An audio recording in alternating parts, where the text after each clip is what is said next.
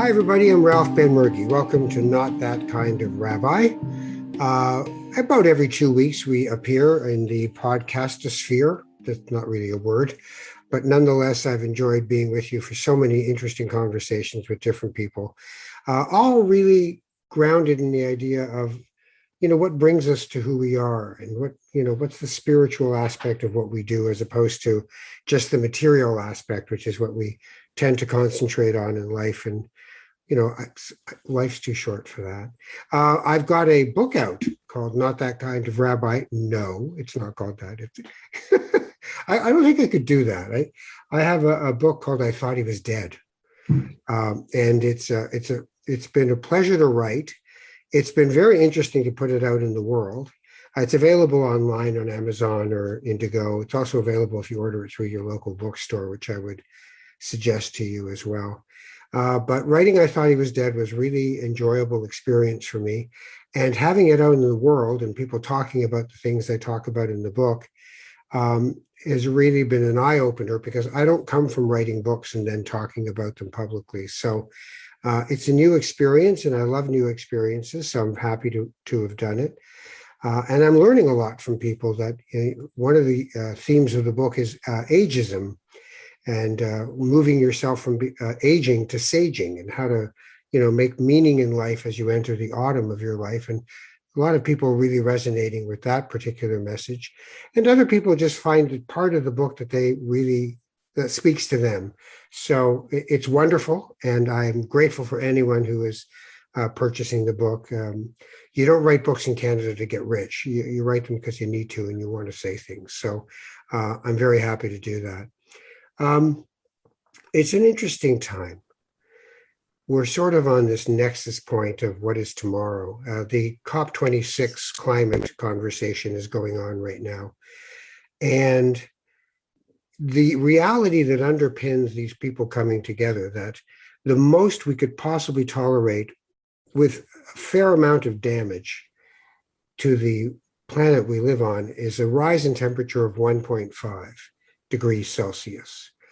We are now firmly headed to 2.7 degrees Celsius, almost double the amount that we could tolerate in our present situation of extreme weather. And yet I don't feel confident.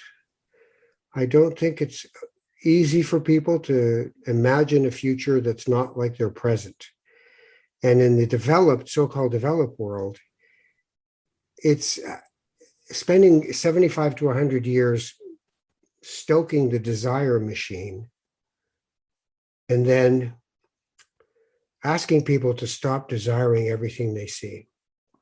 And I don't know if we can just do that cold turkey, but I do know that if we don't, I was interviewing a rabbi for a men's retreat I do every year, a Jewish men's retreat in Connecticut, part of an organization I've been part of called Menschworks. And I was interviewing Rabbi Mordechai Liebling about activism. And I asked him, why won't people do something about this? And he said, because they haven't stopped long enough to hear the earth crying. And I just thought that was such a powerful image for me. If you saw a child sitting anywhere with no one around them just crying, your first impulse would be to take care of them, to do something to protect them. And when he said, if we could just hear the earth crying, it was powerful and I appreciated it. So that's what I wanted to sort of think about in the next little while. By the way, if you're interested in supporting this podcast, that we do have a Patreon account, which is a way of paying a little bit every month to be part of the family. And it's patreon.com/NTKR, which kind of stands for Not That Kind of Rabbi without the O, NTKR. So if you're interested, you can donate there and support what we do. Really would appreciate it. So that's enough about the plugs. I want to introduce my guest, so I think I will, and she can appear suddenly and interestingly if she just clicks her camera icon, bottom left of her screen. And if she can't, she'll call her son and he'll do it for her. Nettie, have you Yes, Ralph. can you click your camera icon on the bottom left? Yeah, nothing's happening. I'm going to call my. Yeah, you'll see a microphone and a camera icon in the bottom left of a Zoom screen. If you just click on what says stop video, it'll become video.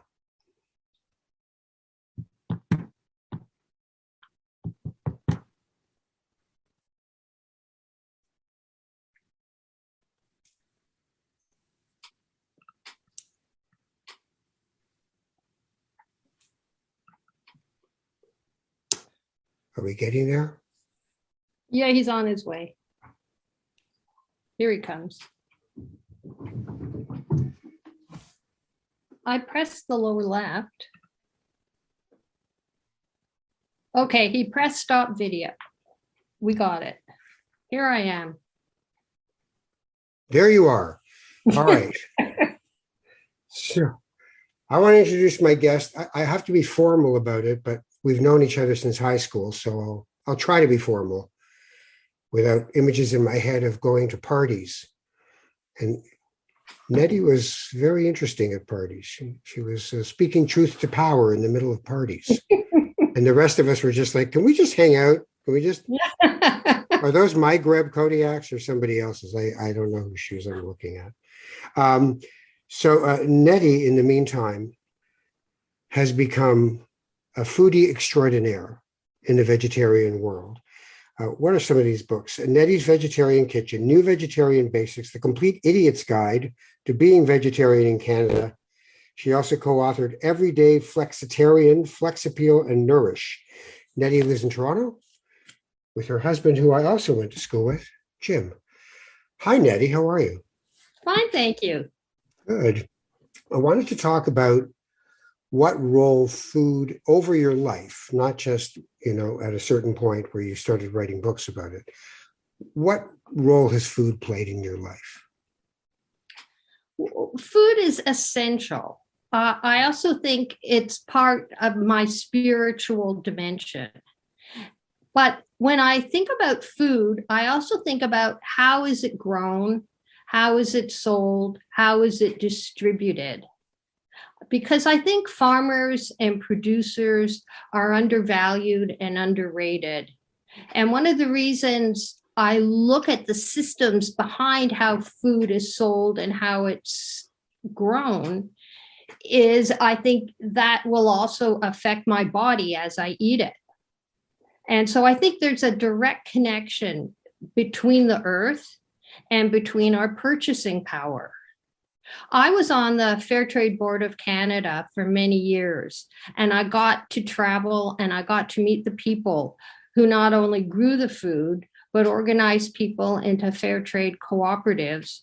And I was very impressed with what the fair trade movement was doing in terms of providing not just a living wage for people, but a very good standard of living that enabled the farmers to decide how they wanted to spend the money and how they wanted to lead their lives.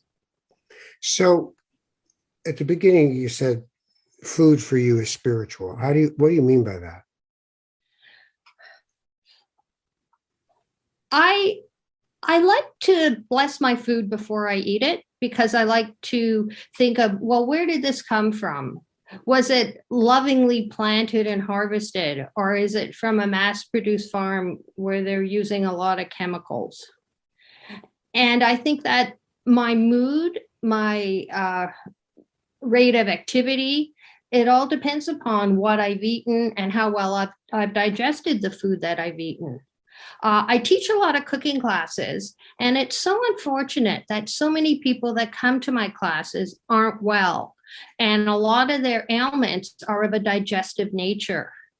And, a lot of people have food sensitivities, food allergies, whether it be an intolerance to gluten or to dairy, and they have to find their way. because I think a lot of people are addicted to salt and sugar. And so they have to find other ways to feed themselves and at the same time enjoy their food. They have to almost find a compromise with their taste buds. I think that taste is the last arena of prejudice. When you ask someone, or someone will say to you, you know what? I don't like the way that tastes. We all back off. We're horrified. But what about tackling people about that and asking them, well, what is it that you don't like? I mean, providing it's been properly prepared. Right. Right. And so many people have, I guess, negative memories from their childhood associated with food.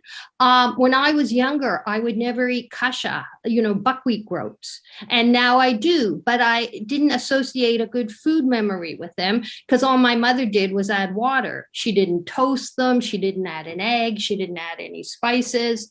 And so I think a lot of people need to have a truce with their taste buds, and they have to open their minds and say, what is aquafaba? What are sesame seeds? And they have to find recipes that don't take a lot of time, that aren't too expensive, and expand their culinary horizons. And at the same time, buy ingredients that have been raised well. So there's obviously the ethics of food is a major part of you. When did that really start for you? When did you, because we all grew up just eating whatever was in the kitchen and that was that. When did you sort of start to realize I have to be conscious about eating and I have to be ethical about the food? It was when I was in my family sukkah, because it was adorned with fruits and vegetables. Right. And we had a thatched hut and I could see the stars. And I thought to myself, why don't we eat this way more often? Because a lot of the Jewish holidays celebrate grains, celebrate fruits and vegetables. And I decided I didn't want to eat meat at a young age. My parents kept a kosher home, and my mother was just beside herself. When I became vegetarian around 16, she didn't know what to feed me. And so what I had to do was I had to educate myself. Not that my mother didn't try and not that she wasn't a good cook, but the fact that I wouldn't eat all the meat that she prepared. And let's face it, especially when it comes to Shabbat and the holidays, Judaism can be very meat-centric. So when I finished high school, I traveled around the world for 2 years, and I got my start in Israel. I was on a kibbutz, Kerem Shalom, Vineyards of Peace, and I worked in the kitchen as a vegetarian chef. And it was wonderful to be in such a supportive environment. That's beautiful. So interesting how we get to where we're going when we don't even know we're getting to where we're going, right? That's so true. I went to a United Synagogue Day School, so I had grade 8 Hebrew. That helps. Well, yeah, no, because I had book Hebrew where you just learned how to pray. So I got to Israel and I couldn't say, could you please pass the kasha? I don't know how to do this. This is conversational stuff. So I'm a vegetarian as well. And that story of your mother, my mother of blessed memory, she had that moment of when I said, Ma, I'm a vegetarian. And all she could think is, you're going to starve to death. Right? What are you possibly going to eat? She said, staring at a plate of sliced salami. I just said, well, I'm not exactly dying here. I'm not dwindling away. But to get her head around it was almost impossible because, there's a few interesting things about meat. One of them, I was watching a documentary last night, actually, and meat and masculinity, that, it is associated for men with open fires and meat. All of a sudden, they're chefs, right? If the barbecue starts and there's meat to throw on it, get out of my way. I know what I'm doing. But oddly, that same meat will end up, many people, giving them vascular issues and coronary artery disease, leading in many cases to erectile dysfunction because you've lost your blood flow, right? So there you are, ironically thinking if I eat meat, I'm a real man, and then thinking, oh, I'm having a problem. So I thought, It's all about a balance. When yeah, I was in Brazil visiting the Fair Trade Coffee Co-op, they had killed a goat in our honor. And I explained that I'm vegetarian and I don't eat meat. So then they had made some cheese from the goat milk, and they had used rennet as a coagulating agent to make the curd. And I thought to myself, I can't insult them anymore. right, Like I normally wouldn't eat that, but Kidusha Bait, I didn't want to insult them. And right. I wanted to show that I appreciated all their hard work. So sometimes you find yourselves in situations where you wouldn't normally do something, but you do it because the situation requires it. And Absolutely. I find that for a lot of people who eat meat, they put themselves in a corner. You wouldn't believe how insulting people are to me when they hear I'm vegetarian or I've chosen to be vegetarian. Like But they say, well, I couldn't live without meat. And I go, good for you. Like, you know, are you here to learn or are you here to tell me why you can't do something? you're right. And also when you look at how people spend their money, because fair trade ingredients are more expensive than your ordinary conventional ingredients. Yet people go to a liquor store and spend a lot of money on their craft beers or, their good Yeah, yeah. quality wines. And I'm not saying that people shouldn't do that. But when you start looking at what people spend money on, you enter into an entirely different arena. And we all appreciate good quality food and good quality ingredients. And now it's time to spend a little more money on that. Okay, but that's an interesting point. And I remember when I was still living in Toronto, going to Witchwood Barnes to their market when it started up. And it was lovely to be around so many people and a sense of community, and people were playing music outside. And then I looked around at the wonderful offerings and the organic this and, fair trade that. And I realized that I was looking at a whole group of people who were white, university educated, and at the minimum middle class. That no one who came from what I came from, a working class family, was going to walk into this market and buy, locally sourced trout. It wasn't going to happen because it was just way too expensive. And it was like the first time I went to the Big Carrot when it opened in Toronto. And, we went and we bought groceries for 4, 2 kids and 2 adults. And this is like 30 years ago or more. And at the time, that bill was $300. Now, that was just like, okay, I can never do this again. I can only pick and choose the occasional thing that I can have. But how do we do the right thing in terms of food? Because a lot of us know what the right thing is, and yet not say, I don't have the money for that. How do we find a way? You have to strike a balance. So, for instance, what are the staples you use in your home? How about olive oil, cocoa, chocolate, tea, coffee? Those are staples, and those are fair trade as well. You don't have to, when I talk about fair trade, you don't have to break the bank. You can also get in touch with people that distribute fair trade products, and you can buy them wholesale. It's a bit of work, but you can get a few people together, buy a case of this, buy a case of that. I was a member of a food co-op with the Ontario Natural Food Co-op, and that's how we bought organic. We bought in bulk and we split it. It got delivered to someone's home. But a lot of ordinary stores, a lot of supermarkets sell a lot of fair trade products, and they're quite competitive. I was like so pleased when I was teaching cooking classes at major supermarkets to be able to use fair trade cooking ingredients in my classes.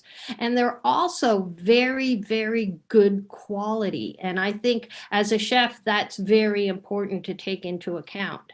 So if you look at a bottle of olive oil, it should, depending on how often you cook, maybe it should be great for a month. And a good quality of fair trade olive oil is in between $12 and $14. I don't think that breaks the bank. And when you look at your cocoa and you look at your coffee, they're not extremely expensive. And a lot of people like to buy organic ingredients in that vein also. But you can also buy fair trade bananas, and they're also very, very affordable. I really respect budgets, and I understand that there's only so much disposable income to go to ingredients also. So maybe if you only have one or two fair trade ingredients in your pantry and slowly expand. Right. Like a good example is muscovada sugar. I love it. It has molasses. It's very flavorful, but it's $7 to $9 for a kilo, whereas most people can just go buy some refined sugar for under two. I understand and take into account how expensive ingredients are, but if you want to help the planet, if you want to ensure that people are being paid a living wage for the work that they do, you take into account the fair trade designation or the Fair for Life designation that I talk about in my book. Yeah. Because what it does, it raises the standard of living.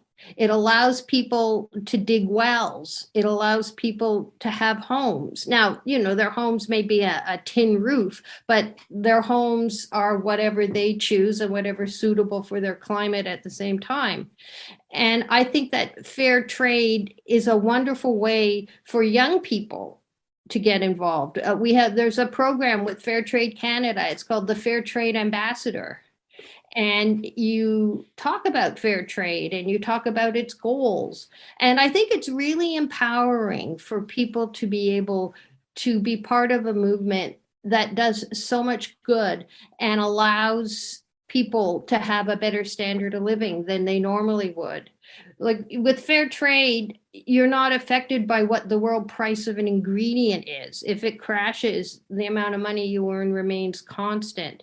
And it also empowers women. Women are in power, in positions of power, and they also don't use chemicals and pesticides. Well, they could never afford to, but they're allowed to grow the food the way they have grown it.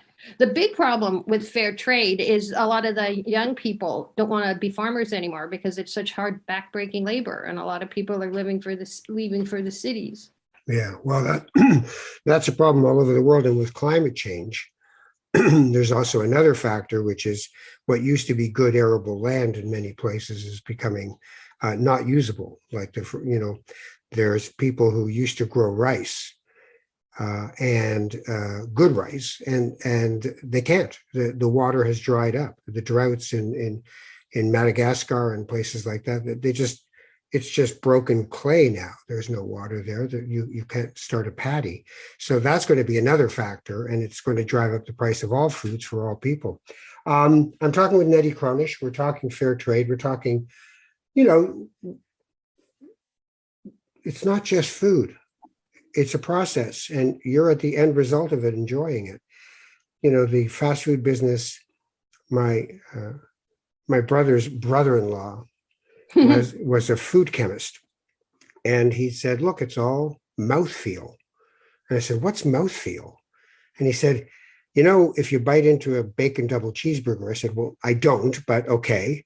He said, well, it feels great because you have sugar, salt, and fat all in one beautiful little event. And your body is convinced it's going to starve to death somewhere deep inside your reptilian brain. So when you eat this stuff, it makes you go, I'm safe.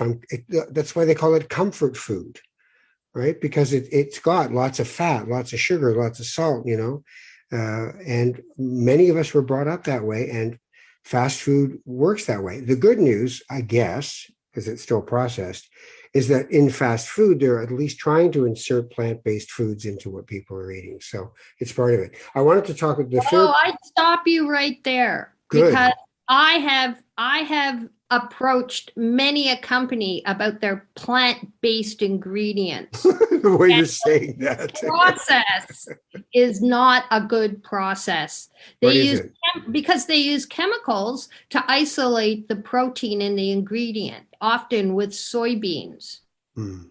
And so you may be getting a plant-based ingredient, but it's not a good quality plant-based ingredient. Do you remember coffee and when decaf coffee first emerged? So they used a chemical to extract the caffeine. Then the Swiss came along and they used steam. So what we need to do is we need to find better ways to extract protein from ingredients to allow them to be good quality plant-based ingredients. You look at the label on a lot of these products, you can't pronounce half of the ingredients because they add stabilizers for a longer shelf life. You can't have it both ways. You can't have good quality food that lasts 7, 8 months in your freezer. I've worked with so many dietitians, and they've explained to me not just food chemistry, but how food is prolonged in terms of its shelf life or its freezer life. And I also think we have to come to terms, not necessarily with our laziness, but if we want to be healthy, it's mind, body, stomach, and it takes work, and you have to be consistent. And a lot of people get ingredients delivered and they cook them at home, Gesundheit, whatever you have to do to get a good meal on the table. But you have to plan what you want to eat. It's not sexy, it's time consuming. You have to make sure you have the ingredients. But this is called being an adult, and this is called being a grown up. See, this is the Nettie I went to high school with. So we'd be hanging out, music's playing, somebody would do something that was not quite They'd right. light a cigarette. Yeah, and Nettie would just turn on heel and go, "What do you think you're doing?" And it was just like, wow, that Cronish, she's on it. But my kids aren't vegetarian. That's Really? why I have flexitarian cookbooks. Well, my daughter Mackenzie, her boyfriend's vegan, so she's more or less vegetarian. They're on the West Coast in grad school programs. But no, my boys, they revolted. They were sneaking meat. So I had to I wrote these 2 flexitarian cookbooks, and I lost my membership in every veg association I was a member of. Wow. I was banned from the vegetarian food fair. Now I'm still vegetarian, and I would never do something non-vegetarian at the food fair, but I really got a lot of backlash. So orthodoxy, and you talked about moderation before, but orthodoxy, even in food movements, is turning a lot of people off. So if I'm a vegetarian and somebody says, well, that's not good enough, you have to be a vegan, then I feel like, a little deflated. I was trying to do, a big reason I'm a vegetarian isn't just my personal health, it's the global environment, right? But they're like, no, you're still harming animals. And I'm like, oh, God, I still like cheese. All right, I'm going to put this up so people can see it. Right. So there's Nettie's newest book. And all right. The sushi's made with coconut milk. And there are chickpeas roasted in the oven with kale at the bottom. And a hit. All right. So my wife's already bookmarked. As soon as the book came, she grabbed it from me, and there's I hope so. 5 recipes. We did the quinoa bowl last night. It was fantastic. What color quinoa did you use? I don't know. Ask her. I just ate it. I just work here. There's a parsnip soup she wants to make, and I love parsnips with the green apples. Yes, peanut butter chocolate chip cookies. That's going to be the really use lovely. Crunchy. All right, let's talk about an issue. You suggest a fair trade olive oil in this book. That's zaytun, right? It's a zaytun. So zaytun. And this is also Canaan is the other fair trade label. Okay, so these are done in the occupied territories? Yeah, outside Jenin. Okay, so I've bought this kind of olive oil in the past. It's not cheap. That you don't just use it to, hey, I'll throw that in the frying pan, see how things go. But it was quite delicious. What happened when you put that into this book? What happens to you as a Jewish person using a Palestinian olive oil? Well, I have a lot of relatives. My parents were each the youngest of 8. And when people say, what are you doing? And I say, well, I've got this fair trade ingredient cookbook, and my favorite chapter is my Palestinian olive oil chapter. There's this collective holding of the breath. And people start asking me the most bizarre questions. They ask me, are they pro-Israel? Are they terrorists? Do they know you're Jewish? And I'm thinking, I want to talk to you about the recipes. These people have been living here for 400 years. They're families that formed a cooperative, and they're quite successful. And instead of celebrating what they're doing, I just get asked about what their politics are. It's a very big role reversal, because I like to think I'm quite political, but now my politics are being put under the microscope in a very negative way. And in the book, I interview the workers co-op or the farmers, and I ask them all the same 12 questions. I want a bit of history, how long you've been around, what's your yield, what are advantages and disadvantages of being part of fair trade. And the fact that I'm Jewish didn't come up. There was no anti-Israel sentiment at all. And I'm just amazed at this knee-jerk reaction I get from the most liberal-minded Jewish people I know, and I don't understand it. Well, I don't know if I understand it, but I've seen it. The idea that this is an us versus them world, a binary world where you're on one side and the others are on another side. And not a lot of people are trying to look for the common universal humanity of who we are, the sacred piece of every person. They don't look into the heart. They look into the mind, and it's either you're going to win or I'm going to win. And I think around Israel, for a lot of Jewish people, like you said, liberal-minded, you would think. So all kinds of policies that are here and progressive, they go, yeah, oh yeah, I believe in all that stuff. But when you say Israel, it turns their head, because the survival piece comes in. That Israel is supposed to be about the survival of Jewish people, that the last refuge, that the place they go to, and that they're under attack, and that the Holocaust happened, and all of the post-generational trauma comes up for people. And then I think it just blurts out of them like, hey, what do you mean? Are you encouraging these people? Are they going to hurt us? And it becomes quite primal. It's not a nuanced conversation with beautiful things in it about, no one's going to stop and go, what's it taste like, that olive oil? So that you can go, oh, well, actually, it tastes great. That's why I like it, right? But I try to be forgiving of that, but I don't want to yield to that. I don't, oh, well, you're right. I should never have, mentioned that it's really good. And that these people, it's like when you see a footage of olive groves in the occupied territories being ripped up as a collective punishment for an action. And you just think, those are 300-year-old olive trees. What are you doing? Right? So you can see how this gets everybody going. So, oh, it does. And then I also have the opposite side, where I talk to people who are so radical.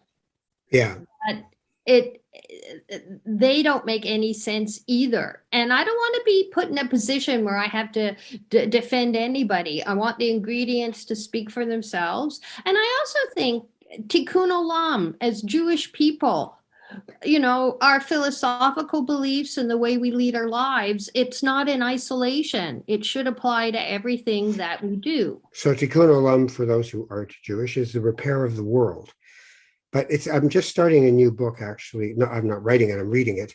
That was triggered in me by, I do spiritual counseling work with people. And some of them are all about the activism, and the spiritual piece is tikkun olam. We want to repair the world. And what I've learned about myself is, first you have to do what we would call tikkun hanefesh, repair of your soul. Because if you're not coming from a clean place in you, then you're bringing all that baggage into your fight for what you see as right, which is why you'll see faces contorted in anger instead of arms reaching out in love, because they've found something they can attach to that will allow them to vent the dark part of themselves too. So tikkun hanefesh, the repair of the soul, is, if not concurrent with repair of the world, should come first. Like, let me get my house together so that I can come to you with a good heart to talk about these things. And if I did that, I think if I was one of those people, maybe when you said Palestinian, they wouldn't go click,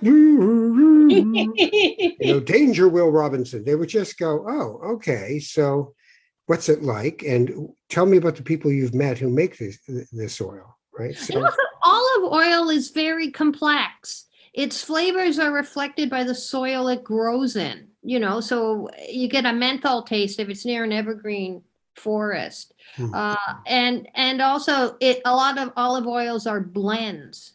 When they're harvested, how the pressing and is it done manually? There's just so many factors to take into account. And the bottles also shouldn't be clear glass because you don't want sunlight or heat to affect it.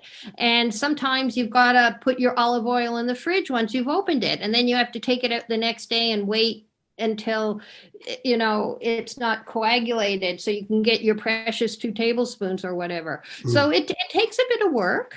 And also some olive oils are best just for salad dressings. Others are best to cook with. right. And you realize you can't go above 425 degrees with olive oil. And if you're going to saute with it, you have to heat it up first. So you have to be at the stove and you have to pay attention. And what kind of pot or pan are you using? If you're not using good quality, then it'll burn even more easily. So there are a lot of factors to take into account. But the people in my book, I have some wonderful pictures of people manually harvesting the olive oil, sitting around together and having a gab. I have a picture of a family and they look so happy together, and they're people. And Yeah, I of think course. that's what we have to remember. I mean, my section on coconut milk, I deal with Sri Lankan families. Chaz Organics is a great company. They're out of Montreal, and they also have a line of spices. And so this is humanity. These involve people working together. They're related. They employ a lot of people, and they're paid a very good wage for the work that they do. I mean, of course, it could always be better, but it's a very good wage that allows them to sustain their communities, allows them to have health care, as I said, dig wells, have an infrastructure, a future for their kids. And I think that's so important.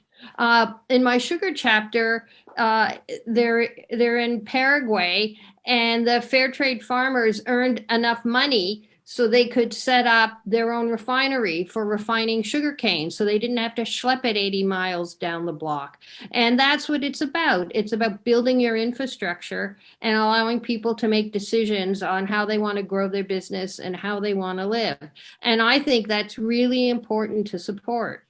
It's so interesting that, like, when you talk about it, the mindfulness, as it were, that is part of the entire process, everything down to the frying pan. And yet I think of, the average person who just food.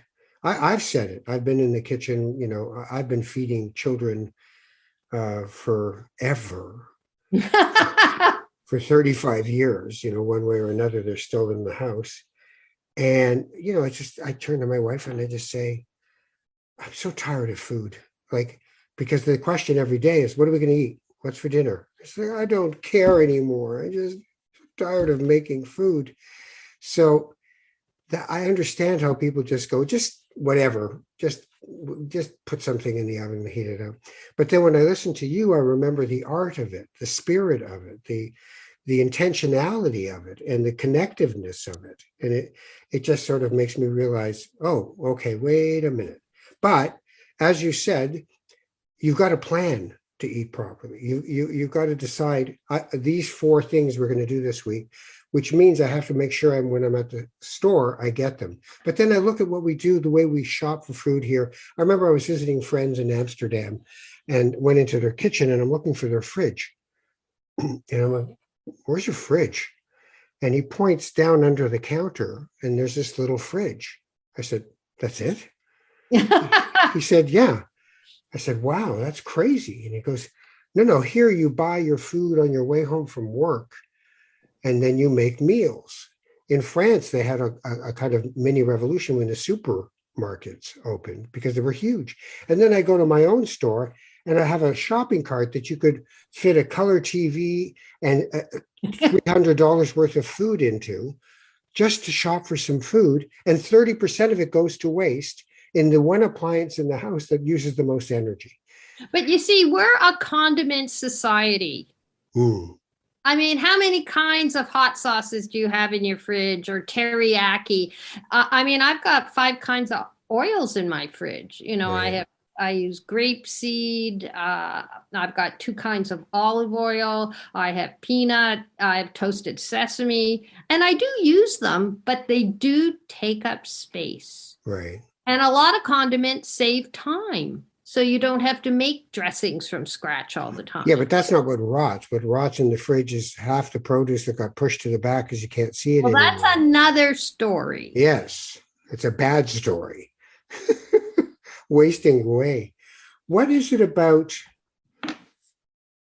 like when people take this book, I'm assuming you're not assuming that every one of them is a vegetarian, but a lentil pistachio burger, right? That would scare the hell out of me.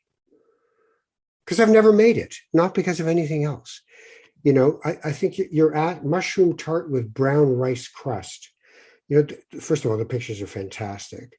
Oh, I know. Mike McCall is a fabulous food photographer, and Gina St. Germain, my food stylist, is a personal friend, and we used a lot of my Port Marion dishes. But I teach these cooking courses. Right. I'm in major supermarkets before COVID, that is. And all the recipes fit on one page, and they're not difficult. The problem with something like brown rice is that it takes 40 minutes to cook. Right. Right. And you don't pressure cook something like brown rice because it takes 10 minutes to reach, your desired pressure level, and then 10 minutes to fall. So once again, if being organized, and I'm a general in the kitchen, I cook my brown rice for the week on Monday. And then you also have to have at least 3 uses for a particular ingredient so it doesn't get thrown out. Okay, so I have some black rice in the fridge right now, and it's been 2 days. And my wife said, you got to put this away. What do I do to make sure this doesn't get dried out in the freezer and not worth eating and chewy and awful? Well, if you are going to freeze it, I'd add some vegetable stock to it. Oh, okay. How much? Just a Well, touch? how much rice do you have? Do you Well, have let's say it's a container about that big.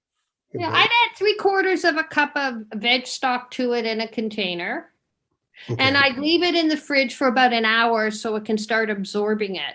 And then when you take it out of the freezer, you can put it in a fry pan and heat it up, and it will have some flavor. And you don't have to use a lot of oil. Beautiful. Organic merengue, as we say in my Spanish Moroccan home. Organic merengue with aquafaba.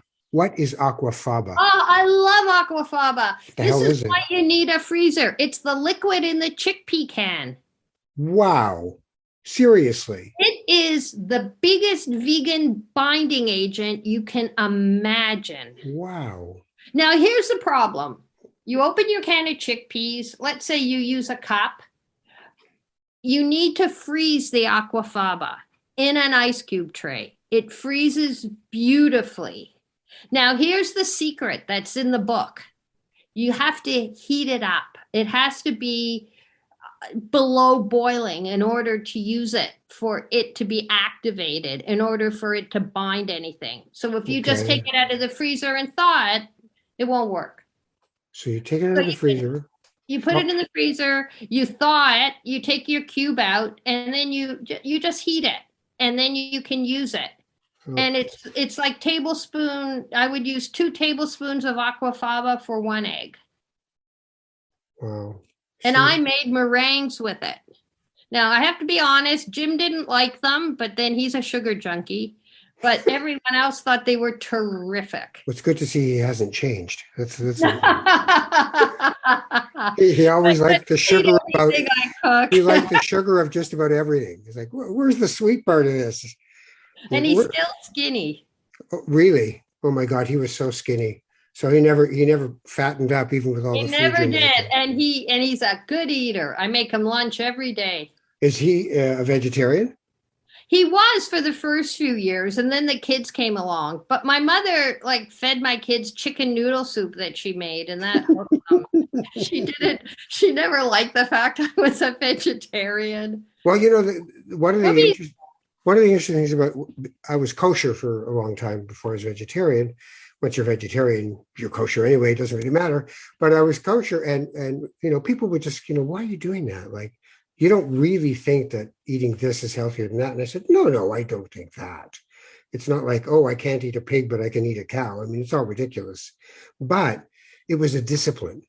It was a restraint. It meant I couldn't eat anything I laid my eyes on, and I could give some things on this planet a break.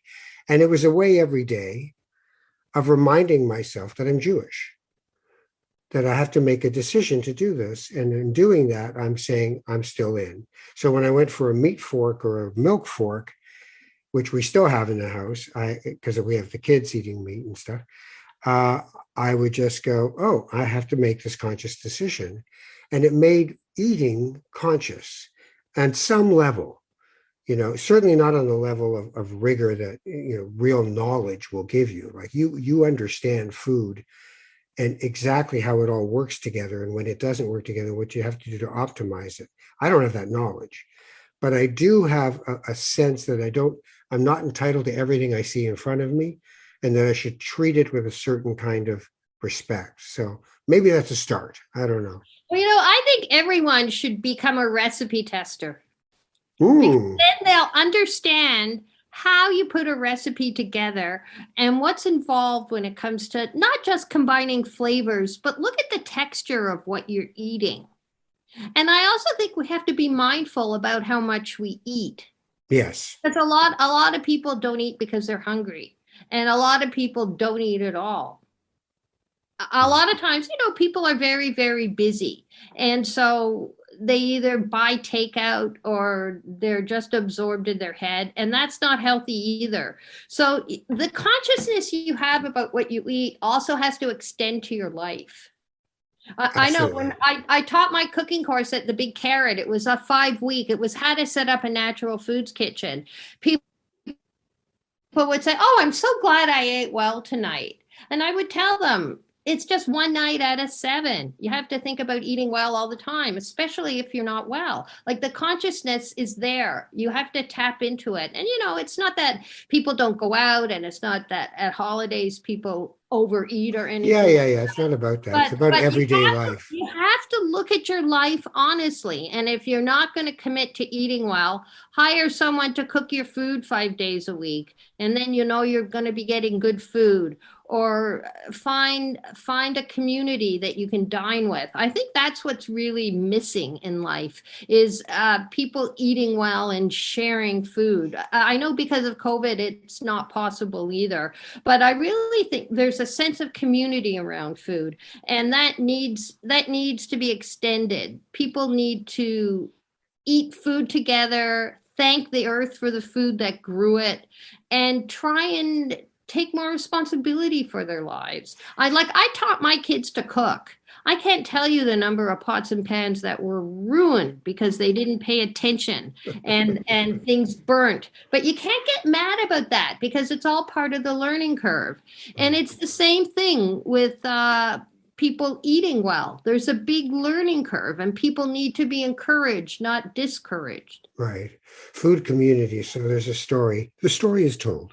In this case, I was working with someone who was a synagogue I used to belong to in Toronto, the Nariver, and it was somebody who went every Saturday. And I was doing a workshop on spirituality and how to create spiritual toolkit for yourself. And he took me aside at one point and he said, Ralph, I have to tell you, when it comes to things like praying, it means nothing to me. Like I do not resonate with that. I'm just standing there going, I like singing the songs, but I'm not in conversation with any deity, believe me. And I said, but you're here every week. Like you show up every week to synagogue. Why do you come? He goes, look, I'm not being glib.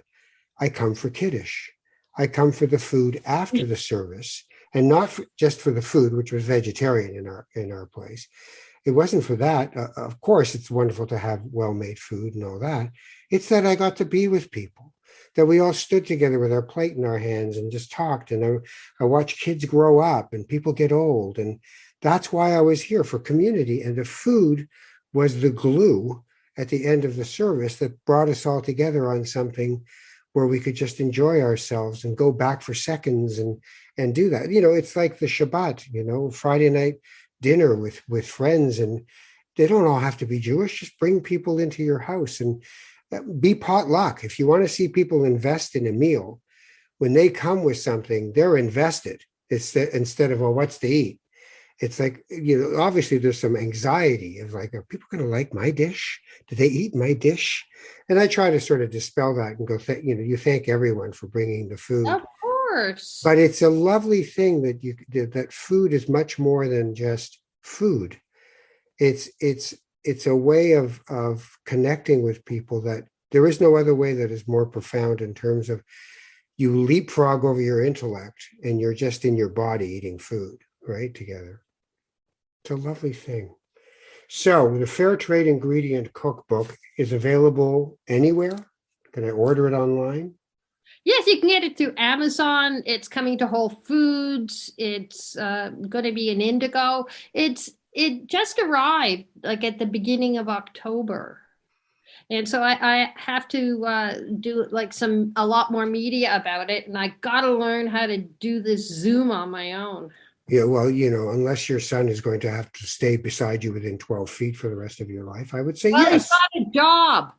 Oh, my God. Starting in January. Well, okay, you've got till January then. Yeah. All right, look at this one. Jalapeno Chocolate Chili. Get out. Oh, yummy. Don't you cook with chocolate? No, I've never cooked with chocolate. You can grate it. Okay. It's fabulous. You add it at the end. That's a Mexican thing, right? Chocolate and cooking? Yeah, it is. Well, it's also Asian. Oh, okay. And the thing is, you can choose whatever chili you like. I like the jalapeno because it's not too spicy, because Jim doesn't like a lot of spice. Right. And chilies are available in most grocery stores now. The thing about chilies, you need to wear some gloves because they have volatile oils. And if you touch your lips or you touch your eyes, you'll be in pain. Oh, I did that. Yeah, it's no fun. But chilies add so much flavor without adding fat. And that's what we want. So instead of using a bottle, you use a chili, for spice. Right. And I also give people alternatives. You could use a chili powder if you like. I mean, I like ancho a lot. And also, when you look at what spices you have at home, if they're older than 6 months, you should throw them all out because they've lost all their flavor. That's another thing about being a foodie, is you have to keep on top of your ingredients. You need to label things so you know how long you've had them. Because the reason you bought them is for their flavor. So when they don't deliver any flavor, you go, fenugreek, oh, I'll never buy that again. There's no flavor. Well, it's your fault because it's longer than 6 months, pal. I hear the Cronish coming out. She's marching down the hall. She's about to give me heck, as they say. I'm looking at your spice cupboard. Yeah, well, very interesting, because we do keep things, like we use a lot of spices. But mind you, being Moroccan, cumin, you might as well put cumin on everything. I mean, it's ridiculous. Cumin. Yeah, but do you use the seeds? Do you toast the seeds and then grind them? No. That adds a little more flavor. And I don't mean to be a food snob, because I want to encourage people to cook as much as they can. Well, that's the thing. You don't want to make people go, my God, I'm doing it wrong. I'm doing it wrong. Like, just get going. Right? Yeah, start. Don't be perfect. All right. I'm saying goodbye to you now. Tell Jim, Jim is her husband. I went to school with Jim. We used to hang out in the basement on Courtleigh Boulevard, where he That's lived. right, with his Lord of the Rings poster. Yes, and his drum kit, which was like so cool. Do you know he plays 2 saxophones and a flute? Wow. He didn't do that when we were hanging out. He just put on Jethro Tull and played drums. He plays with bands. He's really good. Wow. He plays my favorite song. I could have danced all night. It was my mother and Yeah, father's. I'm kind of hoping his repertoire is a little bigger than that. But if not, I get it. He's trying to make his wife happy. I get it. Thank you for the book, The Fair Trade Ingredient Cookbook, Nettie Cronish. Is there a website people can go to? Do you do Yes, classes I have my online? own website. What is it called? Nettie Cronish. Cronish, Cronish, You got it. and Nettie, IE, and not Y. Yeah, I'm named after my booby, so her soul doesn't wander around heaven. No, it's down here giving people heaven. That's where it is. I know exactly where it is. I know where to find it. Thank you for the book. Take care of yourself. Okay, And come to Toronto and visit Jim. I will, and you. I can visit you too. And then I'll eat the We'll go to jalapeno chili Greg's chocolate. movie launch. Yeah. Yeah, baby. All right. The Fair Trade Ingredient Cookbook, nettiecronish.ca or .com? Com. .com. Do you provide online cooking classes at all? Coming soon. Okay, good, because I'll take one of those. I'll take All one. right. All right. An aquafaba course. Yeah. I'm going to walk around saying that as if it's normal now. I'm going to walk by my wife and go, do you know what the aquafaba is? She's going, what? I've never heard. She's a good cook, so this will be fun. Take care, and I'll see you soon, okay? All right. Zygazant. Zagazut. Nettie Cronish, my guest on Not That Kind of Rabbi. If you want to support this podcast, patreon.com/NTKR. I have a book out now called I Thought He Was Dead. Check it out. People are saying nice things, which is really wonderful when you write a book to find out that people actually enjoy it. But it's a spiritual memoir, and I hope you enjoy it. You take care of yourselves, and I'll see you soon on Not That Kind of Rabbi. Bye.